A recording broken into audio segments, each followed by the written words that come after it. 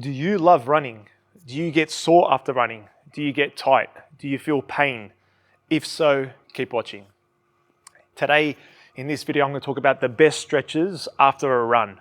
So if you're running 5K, 10K, and you just can't get past whatever you're doing, if you run 5K and you just can't get past it because you get tight, or 10K, or 20K, or half a marathon, and you just can't seem to get past that level because you're getting a bit tightness or soreness and you just can't get there, then these stretches today are going to be for you.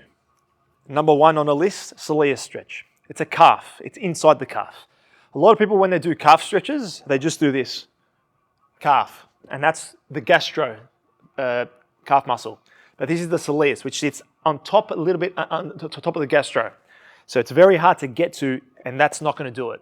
So find the mat, kneel down, press your feet into the floor, keep your foot close towards your body, and then basically it's a simple thing now. You're just going to bend and come forward as much as you can without lifting your feet. Don't lift because that's the gastro again. So keep your feet on the floor, kneel forward, and you're going to feel that pinch come up right through the calf. If you're not feeling it, lean more forward and you will feel it. I'm feeling it right now. Again, hold, 10-second hold, and release. Best post-run stretch, because a lot of people, when they go running, the first muscle that goes is the calf, because it's lactic acid, not enough water, not enough stretching beforehand. So usually the first muscle after a run that goes is the calf. So try the Soleus Stretch. Again, kneeling, come forward. You're going to feel the stretch right through, ankle upwards. You can go straight through the gastro and come up to the soleus and release. Change sides. Same thing. Tuck your feet in towards your body. Lean forward. Feel a stretch through. Hold 5 to 10 seconds. Press. Come back up. Release. Number two, half kneeling calf stretch, which is basically the gastro, which is what I said before. So this simple one. But I'm going to show you a better way to do that. So grab a bar or go to the wall or whatever that's easier. Grab the bar. You're going to be in a kneeling position, knees bent, one foot forward, the other foot back. Straighten that leg, straighten that back leg, and really feel the stretch. That's going to stretch the gastro, which is the main part of your calf, which is usually the first muscle that goes after a run. Come back, change leg, bent knees, straighten the back leg. As soon as you straighten, you're going to feel the stretch right at the middle of that calf, generally towards the sort of ankle and upwards. Again, 10-second hold on each side, and then relax. Keep changing legs. Try and do 10 reps as much as you can. Feel the stretch through. Top two exercises are, as you can see, is the calf. Why? As I said before, it's the first muscle that goes after a run. Number three, IT band quad stretch. I'm working my way up here. So what does this look like? Find a mat, and you're going to be laying on your side. There's a reason for that. So side, knees bent, and then you're going to grab the top leg and then press the ankle into your bum. Try and pull it up towards you, towards the ceiling. And that hits not just the quad, but the ITB, which is from the hip down to the knee, which is also another muscle that gets tight after a run. So again, knees bent, press your foot against your bum, and try and push it up to the ceiling. That's the thing. You want to try and re-yank it as much as you can. And especially after a run, you will feel this stretch burn. Especially if you've gone on for a 5 to 10K run, you're going to feel this stretch a lot more. It's going to hurt. It's going to sting, but that's okay. That's what you want it. You want it to sting with these stretches. Otherwise, you're not doing it right.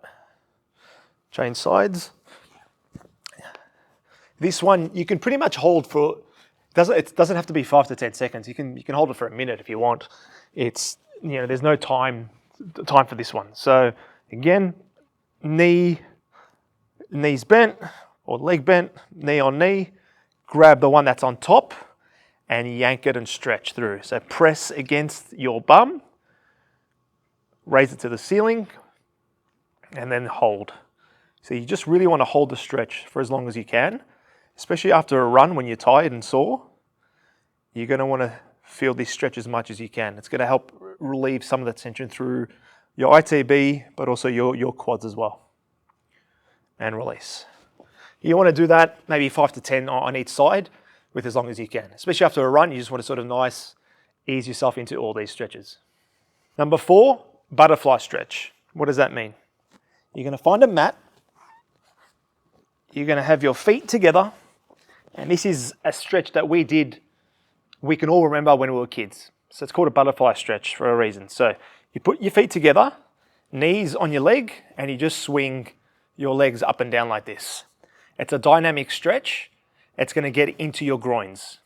Now, it's a body part that really doesn't get sort of looked at when it's a stretch or a post-run or whatever.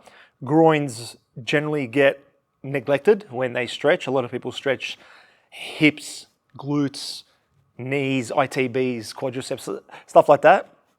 But everyone always forgets about the groins. So you want to do this dynamically. You don't want to hold these because it's not going to really do much when you're holding. So you just want to swing them like this, dynamics. As we all were doing when we were kids. We'd jump on the floor and do like this. We were a lot more bendier back then, I know. But now this is just a simple dynamic butterfly stretch to help release some of the tension through your groins. Simple. Simple stretch. You've all done this. Half kneeling hip flexor stretch or kneeling stretch, hip flexor stretch. Find a mat. 1 foot forward. And then now simple is just the one that we always do. And we come forward. Okay. Hold. You're going to feel it through your hips. This is one that you should do pretty much on a day-to-day basis. It's not really just a post-run.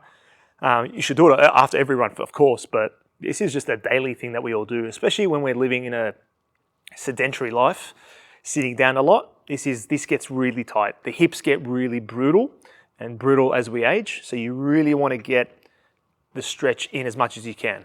Now, a simple trick when I change my leg, the simple way to do this is just by doing this. But if you really want to get into a deeper stretch with this, my way is doing this. So you come up forward and your hands go straight in the air and you want to arch back as much as you can. Just by arching really pushes the hip forward and really yanks it and stretches as much as you can.